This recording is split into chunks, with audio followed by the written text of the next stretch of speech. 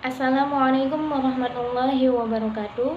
Nama Iis Ismayatul Jannah, NIM 1714201163. Baik, di sini saya akan menjawab pertanyaan dari soal ujian akhir semester mata kuliah Sistem Pengawasan Perbankan Syariah.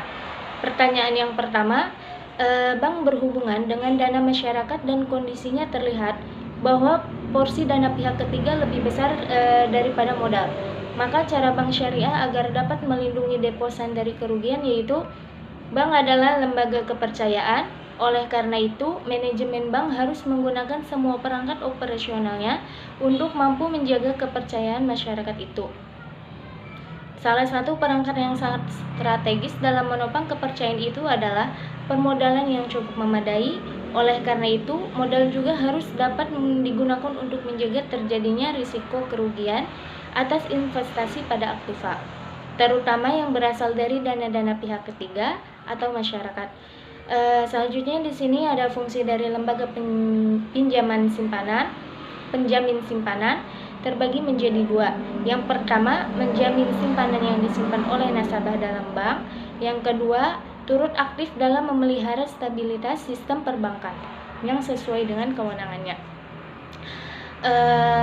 Jawaban yang nomor 2 yaitu alternatif yang tersedia bagi bank syariah adalah baik produk penghimpunan dana, penyaluran dana maupun produk jasa bank syariah pada dasarnya didasarkan atas satu prinsip yang sangat mendasar dibandingkan dengan bank konvensional, yaitu tidak diperkenankannya bunga atau riba. Prinsip itulah yang telah menyelamatkan bank syariah dan nasabahnya dari imbas krisis moneter yang terjadi. Bunga diharamkan, oleh karena itu semua transaksi perbankan bank syariah didasarkan atas pola jual beli atau perdagangan. Pertanyaan yang ketiga, jelaskan jenis risiko yang melekat pada bisnis perbankan dan langkah untuk meningkatkan budaya manajemen risiko pada bank syariah. Di sini terdapat 10 jenis risiko. Yang pertama, risiko kredit, yaitu risiko akibat kegagalan debitur atau pihak lain dalam memenuhi kewajiban kepada bank. Yang kedua, risiko pasar, risiko pada posisi neraca dan rekening administratif termasuk transaksi derivatif akibat perubahan dari kondisi pasar, termasuk risiko perubahan harga opsion.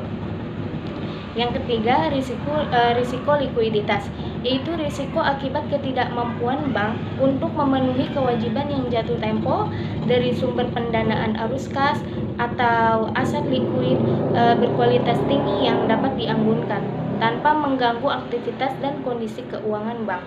Yang keempat, risiko operasional, yaitu risiko kerugian yang diakibatkan oleh proses internal yang kurang memadai, kegagalan proses internal, kesalahan manusia, kegagalan sistem, dan adanya kejadian eksternal yang mempengaruhi operasional bank. Yang kelima, risiko hukum, yaitu risiko akibat tuntutan hukum dan kelemahan-kelemahan aspek yuridis. Yang keenam, risiko reputasi, yaitu risiko akibat menurunnya tingkat kepercayaan pemangku kepentingan yang bersumber dari persepsi negatif terhadap bank. Yang ketujuh, risiko strategik, yaitu risiko akibat ketidaktepatan dalam pengambilan atau pelaksanaan suatu keputusan strategik serta kegagalan dalam mengantisipasi perubahan lingkungan bisnis. Yang kedelapan, risiko kepatuhan, yaitu risiko akibat bank tidak memenuhi atau tidak melaksanakan peraturan perundang-undangan dan ketentuan yang berlaku serta prinsip syariah. Yang kesembilan, risiko imbal hasil, risiko akibat perubahan tingkat imbal hasil yang dibayarkan bank kepada nasabah. Selanjutnya, yang terakhir, risiko investasi, yaitu risiko akibat bank ikut menanggung kerugian usaha nasabah yang dibiayai dalam pembiayaan berbasis bagi hasil yang baik menggunakan metode net revenue sharing maupun yang menggunakan metode profit and loss sharing. Selanjutnya, di sini terdapat 5 langkah yang dapat diambil dalam rangka menciptakan budaya risiko. Yang pertama, komitmen pimpinan menciptakan irama yang sama.